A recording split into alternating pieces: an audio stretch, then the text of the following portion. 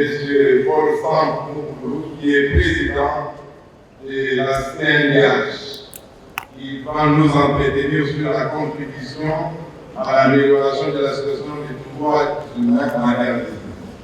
Monsieur le Président, respectueusement, nous vous demandons de nous introduire en 12 minutes vos réflexions. Je rappelle que la conférence est en direct à Canal 62 et à la Synco TV officielle. Monsieur le Président, vous avez 12 minutes pour donner la quintessence de votre réflexion. Merci, messieurs les modérateurs, et mes salutations patriotiques aux camarades étudiants, à leurs excellences ici présents, aux éminents professeurs qui vont intervenir.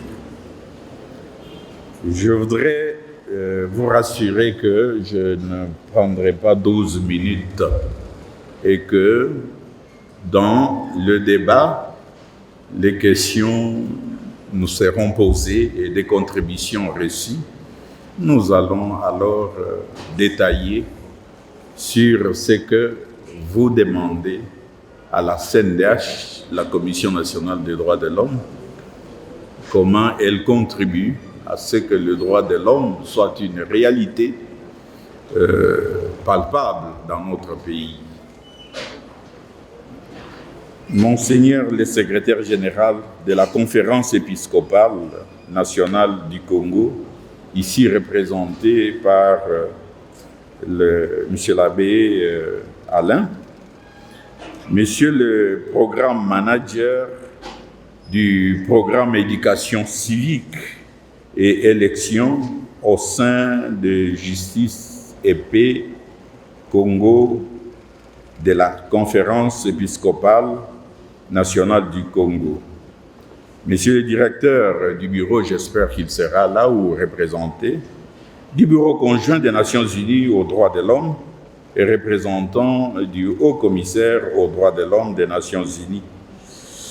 Mesdames et messieurs les représentants des organisations non gouvernementales, des organisations de droits de l'homme et de la société civile, mesdames et messieurs distingués invités, à vos titres et qualités respectifs, tout protocole observé.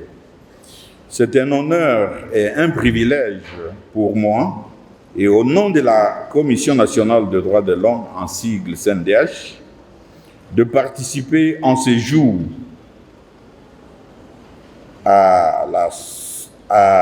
si vous voulez, à la journée internationale de la Déclaration universelle des droits de l'homme, célébrée le 10 décembre de chaque année. J'aimerais avant tout remercier les organisateurs de cette matinée pour l'invitation adressée à la CNDH à faire partie des échanges de ce jour. Comme nous le savons tous, les droits humains peuvent donner aux individus et aux communautés les moyens de construire un avenir meilleur. Nous devons adhérer et faire confiance à la pleine puissance des droits humains pour nous guider vers le monde que nous voulons, un monde plus pacifique, plus égalitaire et plus durable. Pour la Journée internationale des droits de l'homme, nous mettons l'accent sur la façon dont les droits humains constituent une voie à suivre, jouant un rôle essentiel en tant que force positive, préventive, protectrice et transformatrice. En effet, les droits humains ont un impact quotidien sur chacun d'entre nous.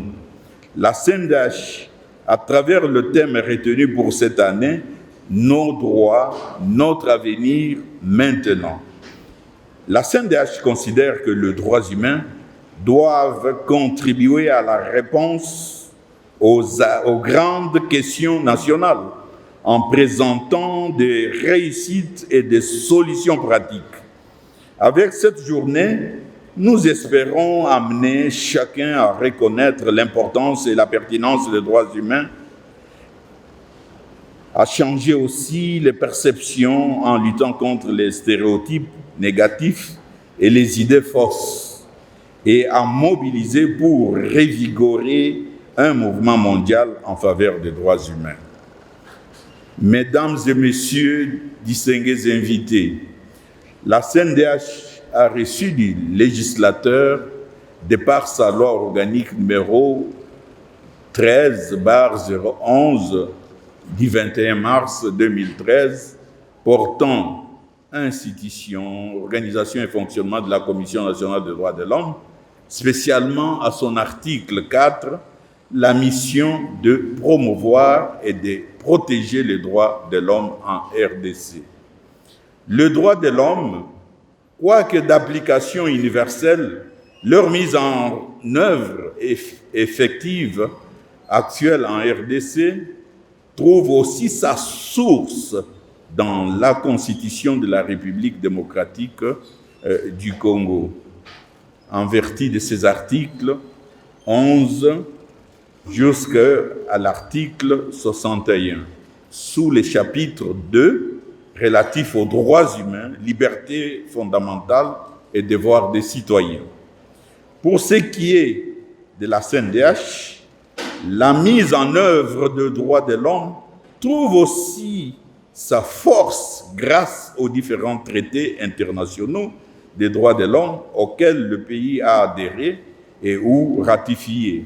En l'occurrence, le pacte international relatif aux droits civils et politiques, le pacte international relatif aussi aux droits économiques, sociaux et culturels, la charte africaine des droits de l'homme, la déclaration universelle des droits de l'homme, pour ne citer que cela.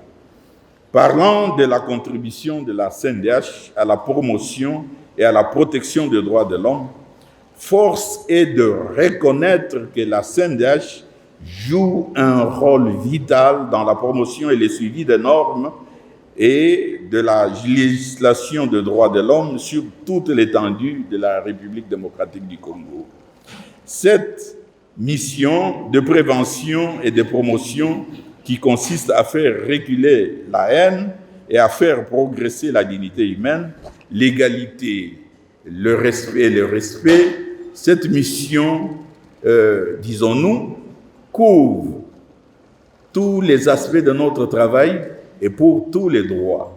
La CNDH est convaincue qu'une promotion et protection efficace et effective des droits de l'homme nécessite une implication et une coordination de tous les acteurs au niveau national et international. Gouvernement, parlement, société civile, médias, institutions gouvernementales et organes internationaux chargés des droits de l'homme.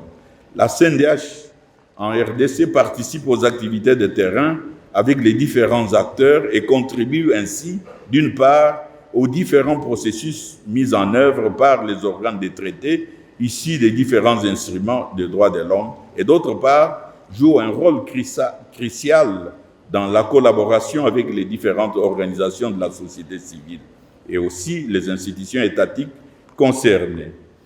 Il en va sans nul doute qu'au stade de la rédaction des rapports, la CNDH organise des sessions de formation en faveur des personnes chargées de la rédaction des rapports afin de renforcer leurs capacités en matière de promotion et protection des droits de l'homme. Il en est de même durant la présentation des rapports nationaux en fonction des méthodes de travail des différents organes conventionnels. La CNDH participe à la session durant laquelle le rapport de l'État est examiné. Elle tient des réunions informelles avec les experts indépendants formant les organes des traités, à l'instar de celles tenues dernièrement avec les organisations non gouvernementales à Genève. La CNDH joue également un rôle important dans la mise en œuvre des recommandations des organes des traités. Elle veille à la diffusion des observations finales et de ces recommandations. Mesdames et messieurs, distingués invités, je ne saurais terminer cette présentation sans insister sur la collaboration de la CNDH avec toutes les parties prenantes et qui doit se poursuivre. Alors, pour gagner le temps, je voudrais aborder la question de l'heure. La CNDH encourage le gouvernement à accélérer le processus de rétablissement de la paix et de l'autorité de l'État dans la partie Est de la République démocratique du Congo, qui est en proie à une agression extérieure, l'agression rwandaise et d'autres pays.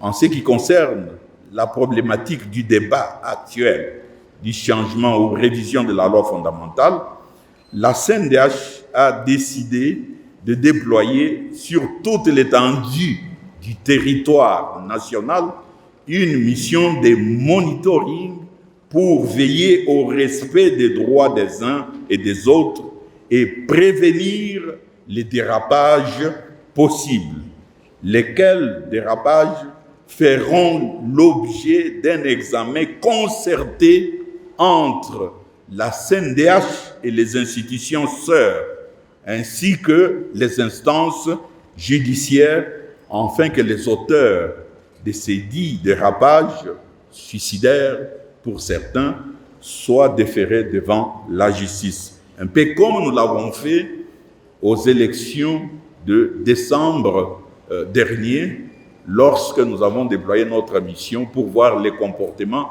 des acteurs nationaux et même internationaux. Parce qu'il y avait des esprits qui pensaient que le ciel allait s'écrouler sur la tête des Congolais. La CNDH veille les jours également à exhorter le gouvernement à ratifier les nouveaux instruments internationaux des droits de l'homme et à retirer les réserves formulées au sujet de certains d'entre eux.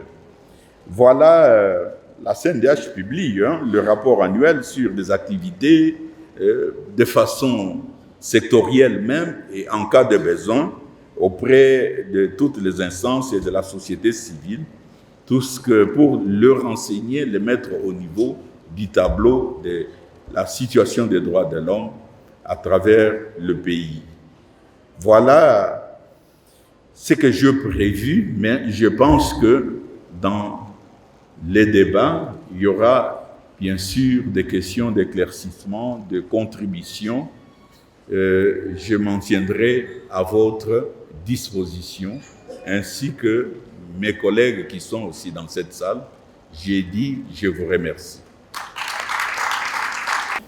La même population demande que le gouvernement agisse pour faire taire le phénomène Kuluna, mais que dernièrement, il y a le ministre de la Justice et tous les autres acteurs intervenants dans les services de l'ordre et de maintien d'ordre ont déclaré qu'il faille les exécuter. Vous êtes également préoccupé par la question de la peine de mort. Commençons par la peine de mort. La CNDH, de par sa nature et son fonctionnement, son rôle, est avant tout une institution abolitionniste. Une institution indépendante qui ne répond qu'à l'autorité de l'État. Quand la question avait été soulevée, lorsque il y avait la levée du moratoire, nous avons émis un avis et des commentaires tels que nous l'autorise notre loi organique. Nous en avons fait un grand débat avec les acteurs politiques et même au niveau des enceintes internationales, notamment à Genève, au Conseil des droits de l'homme des Nations Unies. La peine de mort, quand vous regardez très bien le Comité international des droits de l'homme, qui suit cette problématique depuis le temps de sa création, au-delà du temps de la Société des Nations avec l'ONU actuellement, dans son format actuel, vous verrez qu'il y a une législation qui interdit qu'on puisse exécuter les personnes humaines et que la vie est sacrée. Mais malheureusement, nous constatons par le fait que le monde varie à plusieurs niveaux et que les puissants utilisent, le pays puissant utilise la peine de mort jusqu'aujourd'hui. Et pour des pays qui ne sont pas puissants, qui sont faibles, il y a toute la problématique de leur imposer, si vous voulez, ces instruments-là. Ça, c'est un autre problème. Et donc, la CNDH a recommandé, demandé au gouvernement au sens large de mot de revoir cette décision. Et au cas où la peine de mort est maintenue, il faudrait procéder à la révision des codes pénaux civils et militaires pour faire le tri, pour faire les distinguos entre des actes, si vous voulez, de trahison, des actes de terrorisme qui sont le plus recensés à l'est du pays où il y a cette agression-là. Alors, dans ces cas-là, il faille voir ce qu'a été la marche du monde par rapport à l'ONU, par rapport à cette question, au regard d'une analyse holistique au niveau du comité international des droits de l'homme. Et vous verrez qu'il y a le deuxième protocole facultatif, si vous voulez, au protocole des droits de l'homme, des droits civils et politiques, qui admet qu'un pays peut signer sous réserve de l'article 6, ce deuxième protocole, et ainsi appliquer la peine de mort. Il y a des pays qui ont signé ça. Mais nous sommes des chrétiens, nous sommes des bantous, la vie est sacrée.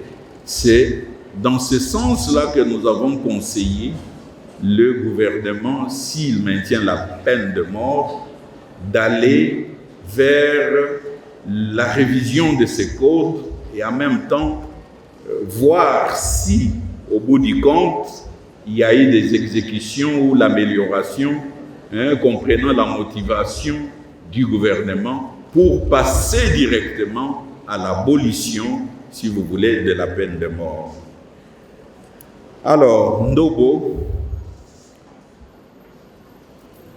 jusqu'à ce jour, à ma connaissance, il n'y a pas eu d'exécution de ces jeunes gens-là. Et nous avons pris contact avec les institutions qui ont annoncé qu'on allait les exécuter.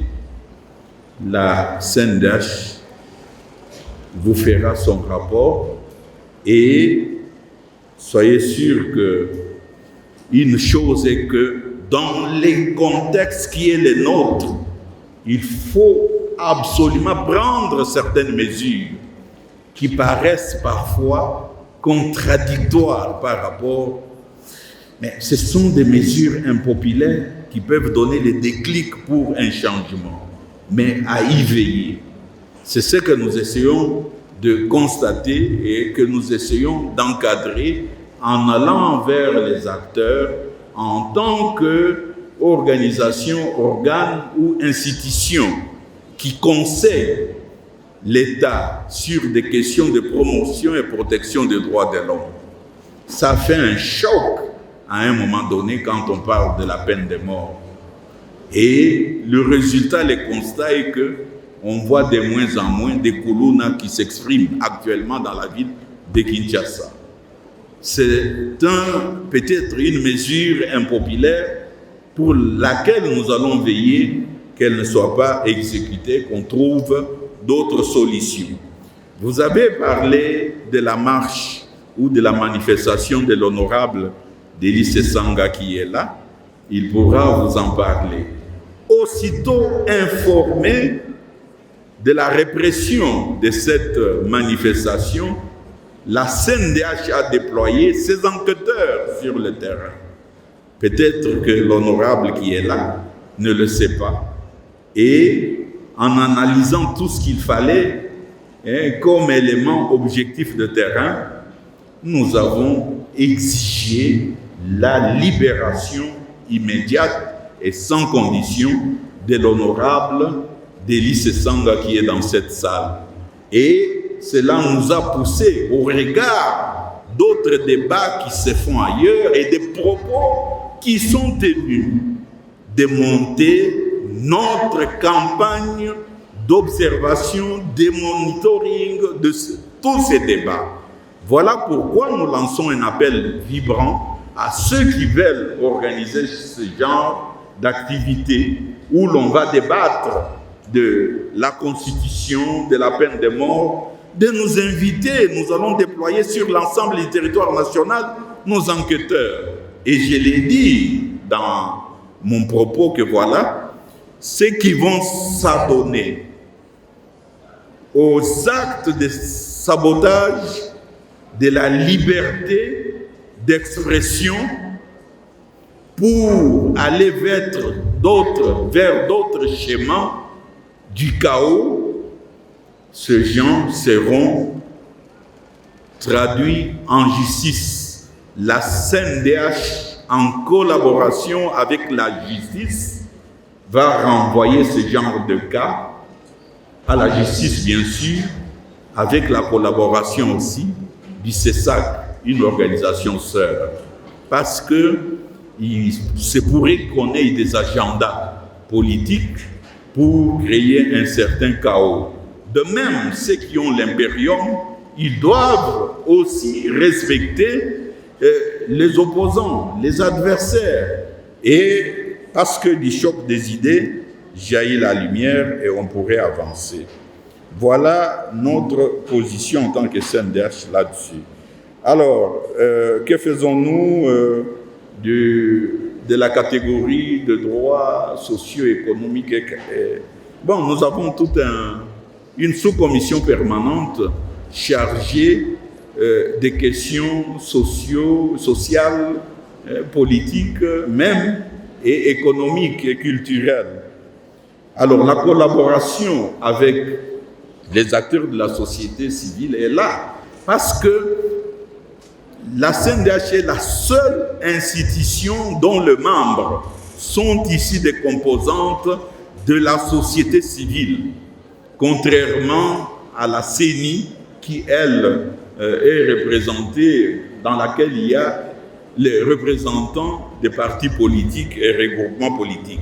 La CNDH, tel que le principe de Paris l'exige, est une association, est une institution plus proche de la société civile que d'autres institutions d'appui à la démocratie. Alors, il y a un jeune qui demande quelles sont les stratégies de la CNDH en direction de la jeunesse. Je crois que non, pas je crois, mais la CNDH est une maison de droits de l'homme pour tous. Elle est ouverte à tout le monde, individuellement ou à travers les associations politiques, des associations même apolitiques, en ce qui concerne les questions de promotion et de protection des droits de l'homme. Il y a des programmes que les associations de jeunes nous présentent pour les encadrer dans les sensibilisations et les formations. Nous les faisons, c'est notre travail de façon classique. Peut-être qu'on n'en fait pas trop de publicité, mais nous les faisons au-delà de l'aspect de protection des personnes et de biens.